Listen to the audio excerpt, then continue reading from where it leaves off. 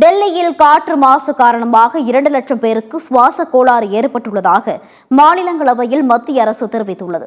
டெல்லியின் சராசரி காற்றின் தர குறியீடு 400 என்ற மோசமான அளவை தாண்டியுள்ளது.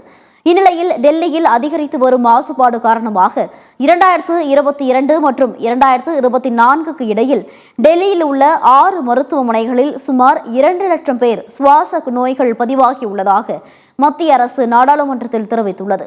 மாநிலங்களவையில் கேள்விக்கு பதிலளித்த சுகாதாரத்துறை இணையமைச்சர் பிரதாப் ராவ் ஜாதவ், அரசு தரவுகளின்படி டெல்லியில் உள்ள 6 பெரிய மருத்துவமனைகள் 2022ஆம் ஆண்டில் 67,054 சுவாச கோளாறுகளையும், 2023இல் 69,293 மற்றும் 2024இல் 68,411 சுவாச கோளாறுகளையும் பதிவு செய்துள்ளன.